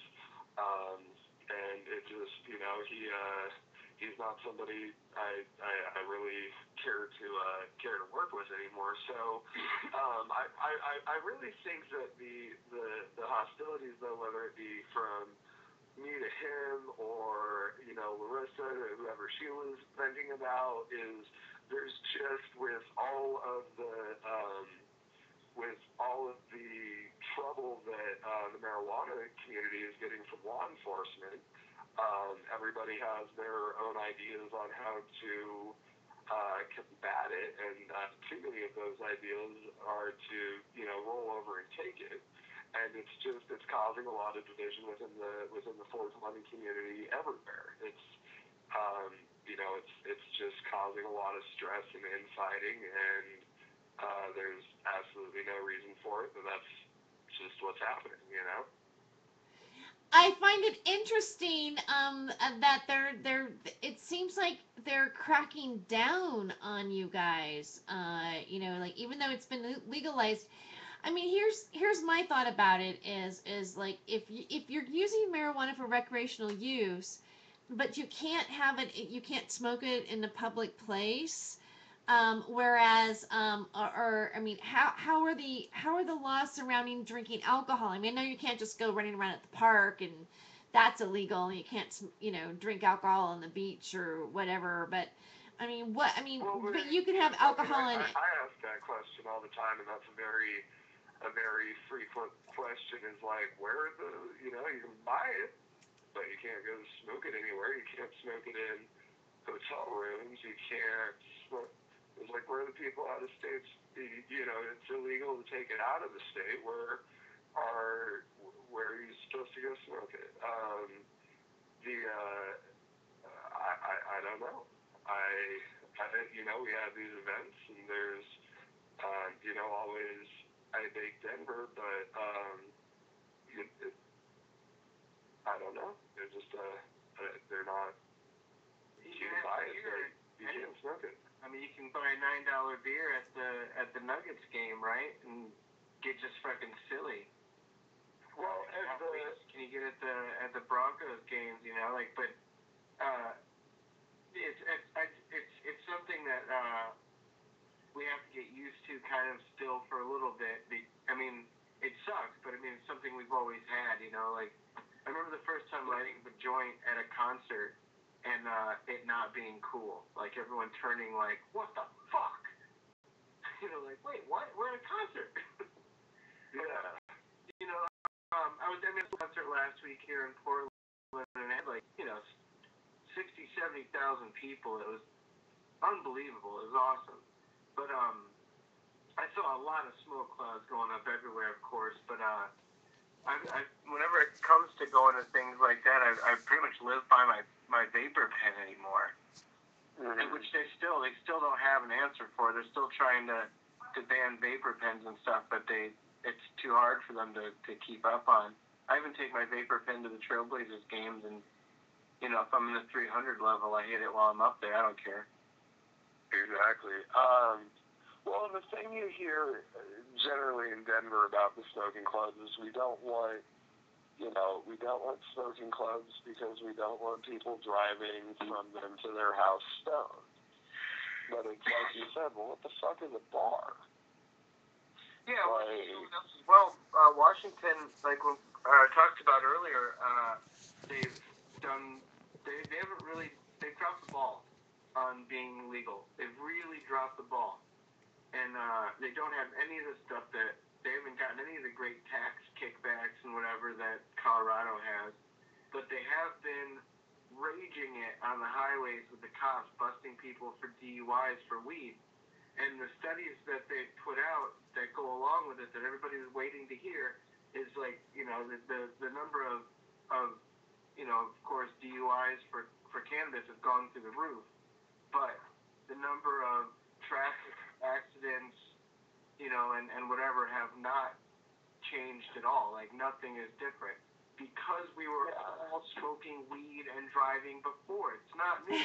Washington has always been a great weed state. Like, when I moved there in '93 to finish high school, like, I got a big lesson in weed because I went from selling pounds of it in Indiana, because it was fucking brickweed. It was crap. But, I got to Washington, all of a sudden, I was like, wow, what the fuck is this? It was, it's fantastic, but, like, it's a state that's always prided itself on its ability to grow unbelievable indoor and summer season cannabis. No, exactly. I can't wait to smoke the weed in Washington. Oh my God, I'm looking forward to it. Well, really, you gotta. I mean, if you're coming to Vancouver first, like, you're really in Portland territory. So, like, we're gonna have to get you across the river because there's nothing to do but hang out. And, like, the only thing awesome in Vancouver is Terry Joyce and Man vs. Film Productions. Other than that, it sucks. Oh, wow. Thank you, Jason. You know what? Maybe we can go over to. I mean, we'll talk about that later. But we could maybe, like, he's going to be here on Friday, and so why don't we all get together and shoot the show together? That'd be awesome. Come over to my place and we'll play some pinball and do some yabba dabba doos. Oh, let's do it. Okay. What do you think, Cameron? Oh, I'm totally game. Friday. Okay. All I have for Friday is time for him. Okay, all right. That's gonna be really fun. That'd be a great show, and we might have a very, very special guest that night too, which we're gonna be working on that after we get off the show. I'm gonna send out my important email, but I'll make you send that fucking email. but hopefully we'll have an awesome guest on. but Friday's might be just a super awesome show all the way around. It'll be great. Yes, Friday should be very cool. So I kind of just want to go back a little bit to the issue about Colorado. It's taken the wind out of my sails a little bit. I'm like, because I was really kind of hoping that other things might. I mean, I'm not saying that it's not going to get kick-started. And I know this is all part of the change of everything. It just seems to me Colorado has the potential to be this entertainment mecca or a destination for people to want to travel to from other countries, based upon like Amsterdam. Amsterdam has a cafe, or there's these places where people could go and sample, the wonderful herb that's being provided and, legally enjoyed in pleasure. And then you just go back to your plane, you go back to your country, you go back wherever. And it just seems like, from an economic standpoint, it would behoove the government to take the stick out of their ass. Yeah, no, The Colorado governor a few times has already come out and like told other states like, oh, don't do this, don't do it, don't follow our example. And like it's funny, and then the news report comes out like, oh well, they just got $14 million more, and like it's honestly, if other states start following suit, it's going to take away from the amount of revenue that Colorado is seeing. Oh, I didn't know that. I fucking hate John Hickenlooper. I'm just throwing that up there.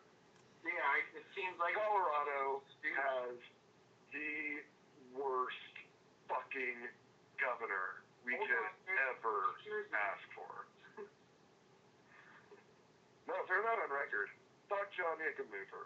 Like, I mean, after the Aurora shooting happened, it was like suddenly Michael Bloomberg became our governor for a few months, and just the gun control debates and everything of that nature just got completely out of hand, and Hickenlooper just between everything I support, the guns, and gay marriage, Hickenlooper is the worst Democrat or candidate for any of those issues. I mean, you guys, you know what? We do have to take a commercial break. I do want to go back on that subject matter of gun, gay marriage, and marijuana. They all kind of go together, but we do got to take a break. We'll be right back with more Hollywood Hemptress Hour.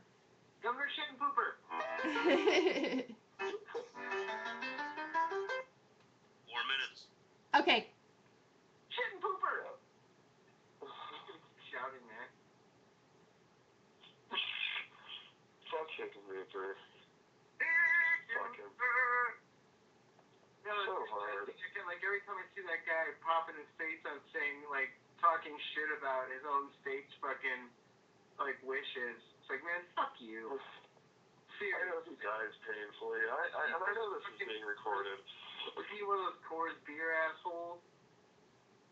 Yeah, no, he's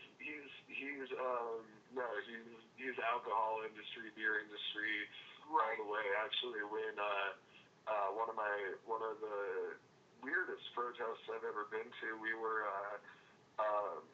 Hickenlooper was throwing a fundraiser for Proposition AA, which is the huge tax on recreational, and we were outside protesting it. The fundraiser, and I shit you not, was buy a beer with Governor John Hickenlooper for $1,000 to support marijuana taxation. So not only was he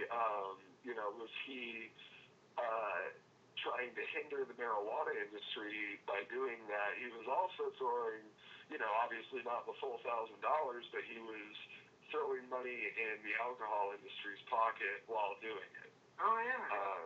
And he did it at the Denver Beer Company.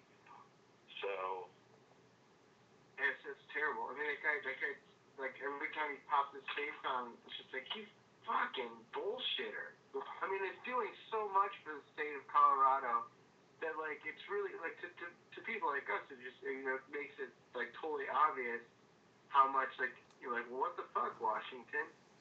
He's throwing it all into fucking law enforcement. Like, it would be a lot different if the money was going to the schools, but the money's going to regulation.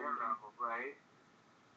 Say what? These guys ever have the Dare Corvette show up at your school and all the kids are like, yeah! And they're like, yeah, we seized this from a drug dealer! Yeah!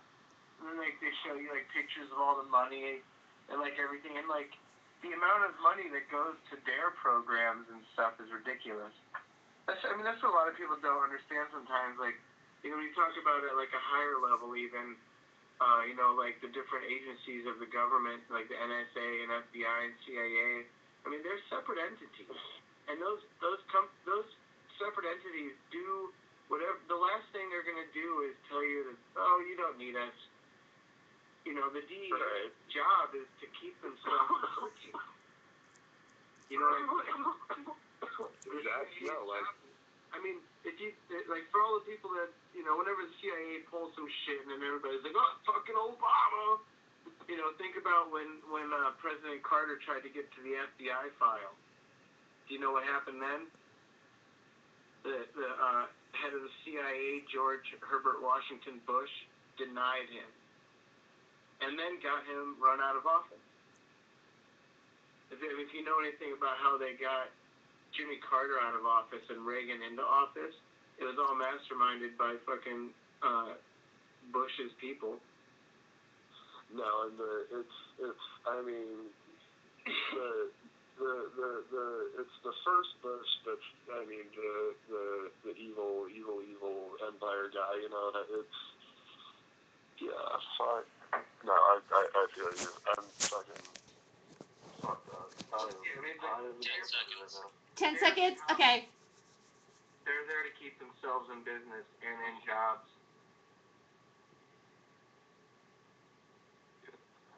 Well, I can't count.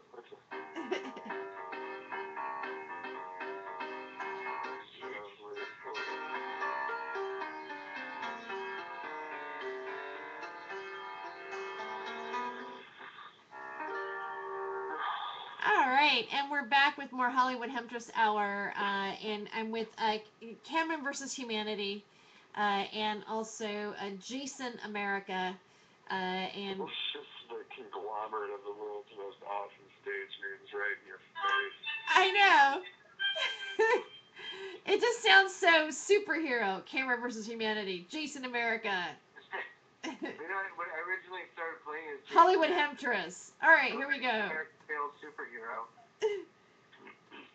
Because I'm a loser.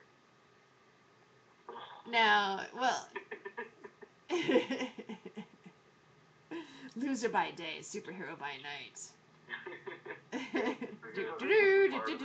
we're really fucked up. What?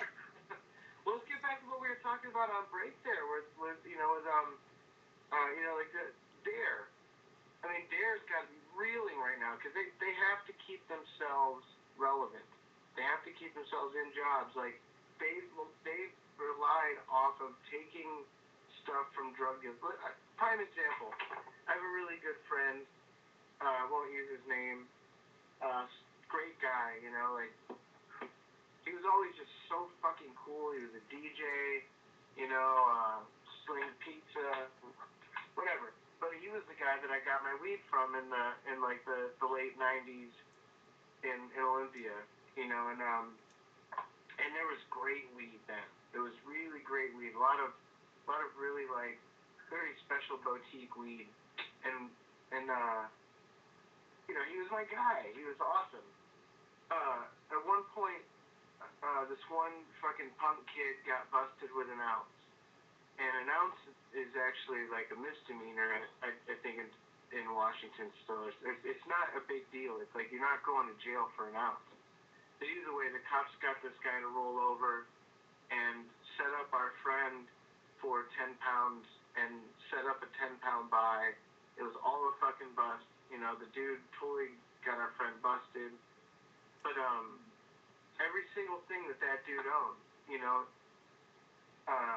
DJ gear, records, you know, every bit of computer equipment was confiscated and taken by the DEA, and you know, they're like, oh, well, he bought this with profits from his drug dealing, or he used this for his drug dealing, so on and so forth. It was eventually liquidated. It was literally like meth heads robbing your fucking apartment, you know?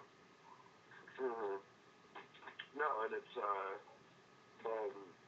like you said, that's the money that goes into it, and that's just what makes it stronger to, you know, fuel not only the lies about marijuana but all drugs. You know what I mean? Like I'm not about to sit here and be an advocate for anything harder than weed, except for the fact that you know, I really don't find, you know, the harder substances, while I still find them to be dangerous, I don't find them to be what they're chalked up to be in you know, the general social eye.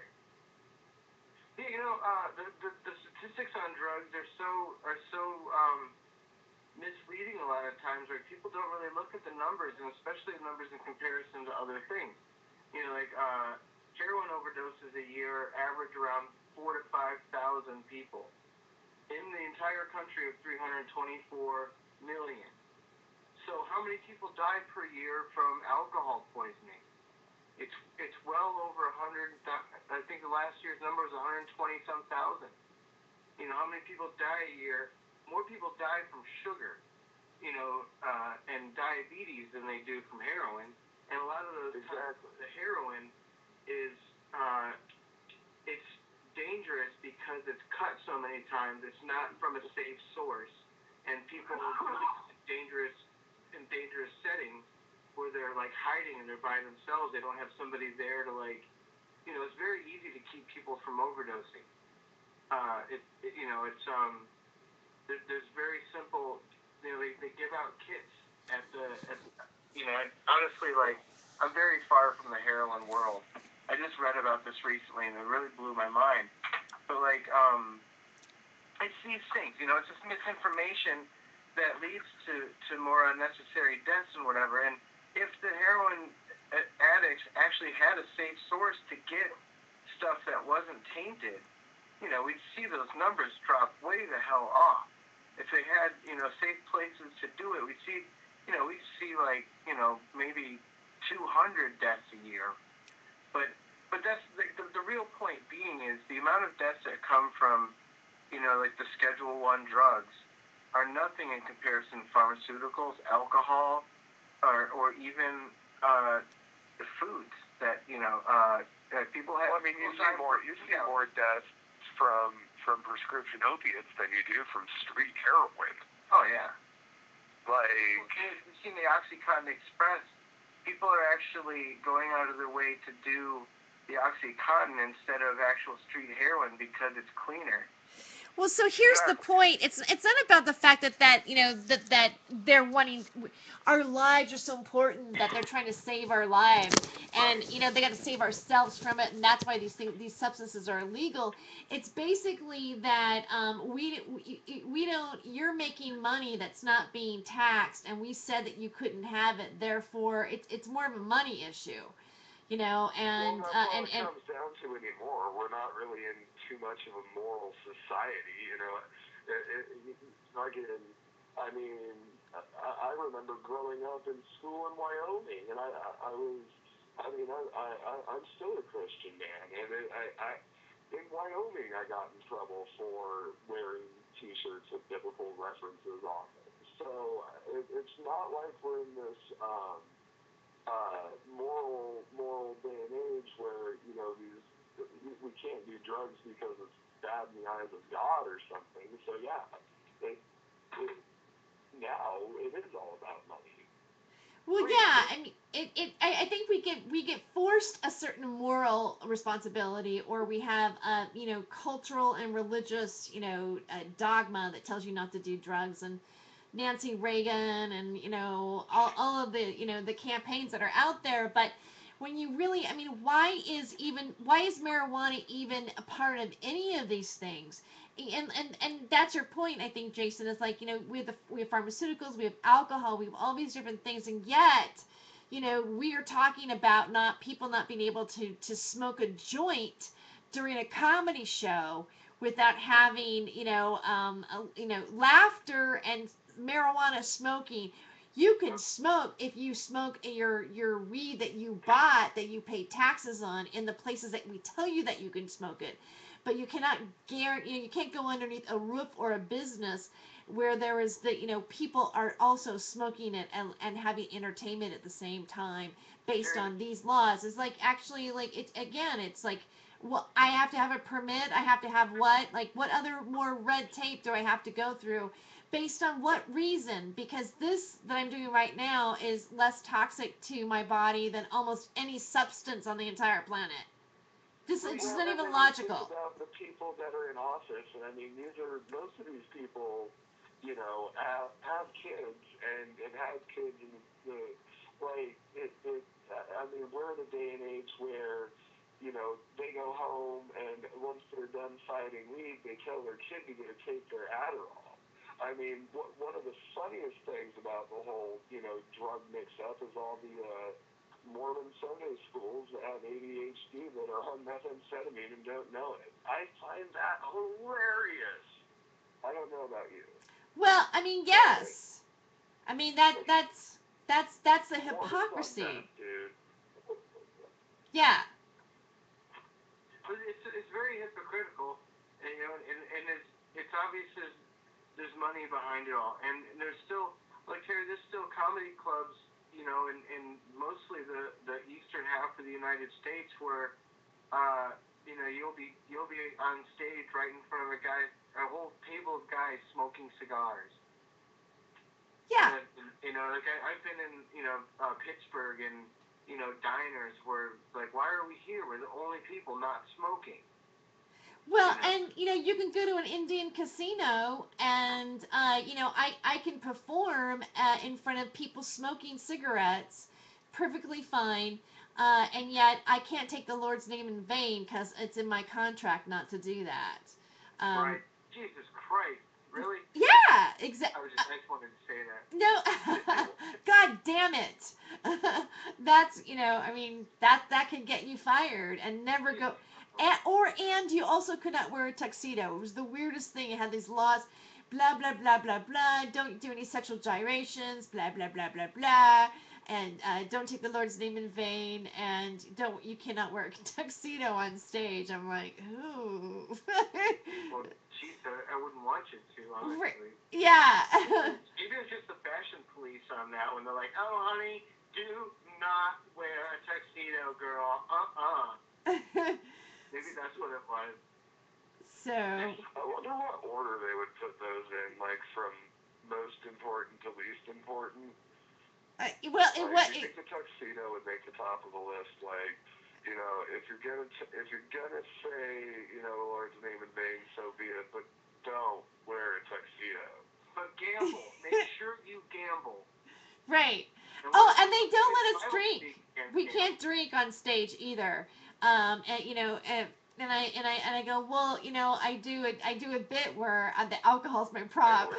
That's what I tell them. No, it's more than one casino. Apparently, some comedians have lost control of their faculties on stage or something based on alcohol. But it seems like more restrictions always happen at a casino. And my point is that they're on, it's federally owned by the the Indian casinos are federally owned by it's owned by the federal government. Basically, the Indian community gets paid through a federal trust fund. So the federal government still has their hands all over that money. That's just my point on that. And then you go. And we're helping the Indians. This is a good thing for the Indians, and because of that, you could smoke and drink and still gamble in this bullshit rat race crap that's going on. And by the way, you the comedian, you can't say fuck or cunt, and you goddamn it, and you can't wear a tuxedo, and you cannot have alcohol while you're performing in that hell. With all these restrictions, you also can't have any booze. And God forbid you should have marijuana on you. Because that's really illegal. You can get drunk beforehand, though, right? I guess I could, I mean, that would be one way to go screw you. But, we are at the end of the show. And, we're already at the very end. And so, Cameron, can you let our listeners know where they can find you? Absolutely. Well, you can find me between Portland and Seattle, mainly in Seattle, between the 20th and the 23rd. Don't remember what clubs I'm performing at. I'm opening for Crank somewhere, and then I'm doing a new talent showcase with Travis Simmons up in Seattle on Thursday. I will have I have more information. I will give you more information when I'm not stoned and tired and not in front of my computer. On Facebook, you can find me at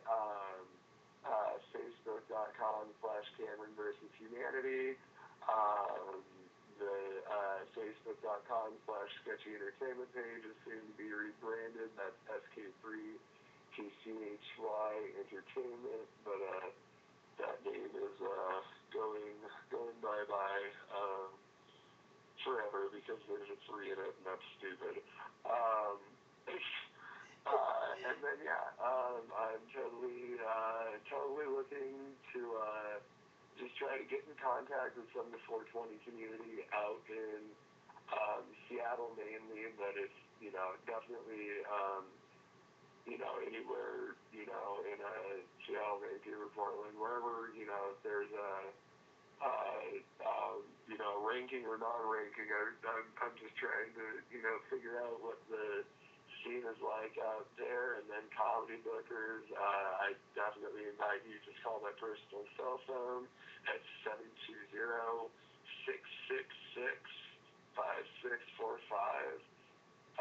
That is the prefix, like the actual prefix. It's 720-666-5645. Basically, he has Satan's number. So make sure. I'm just kidding. That's the 666 part. But you're courageous to give out your phone number to people. I'm not even. I've made that mistake before, but so. Oh no, I'm trying to bring it up. I don't give a shit. Yeah, he's like, bring it on, bring it on. This is iHeartRadio, but I mean, that's just how you meet people, and I mean, Yeah, you're gonna meet him all right. I'm kidding. I've never. I mean, yeah, no, fucking. Well, I grew up in Wyoming where there's not really anything to do except go to school, meth, and prank calls we are people, we are so way over time right now. I want to thank Jason America for being on the show as well tonight. You filled in at the last minute and I appreciate it. And I want to thank Sasha for running the board this evening. I'm Terry Joyce. Freedomofjoyce.net is where you can find my blog at. And I'm on YouTube at Hollywood Hemptress YouTube. And also a Facebook, Hollywood Hemptress. Like my Facebook page. Come on, man. Also, Time for Hemp, too. Big shout out to Time for Hemp. And give us a donation right after this show. And we thank you for doing it because we know you did it. And we'll be back on Thursday morning, 12 a.m. to 2 a.m. with another great guest in Cameron versus Humanity. Dun, dun, dun. I like the marijuana caller on Facebook. Alright, good show. Thank you, Sasha. Thanks, Cameron, and I will send that email out right now. All right, great. Okay, all right, and thanks for being here, Jason, too. And then we'll make plan. I'm stoked to do that show on Friday night all together. Oh yeah, just definitely be sure to get in contact with them. Okay. All right. That's the important thing. And I'll be in touch with you like either tomorrow or definitely on Wednesday daytime for sure, Cameron. Word, yeah. Okay. Just hit me up. All right. Good night. All right. Bye. Later.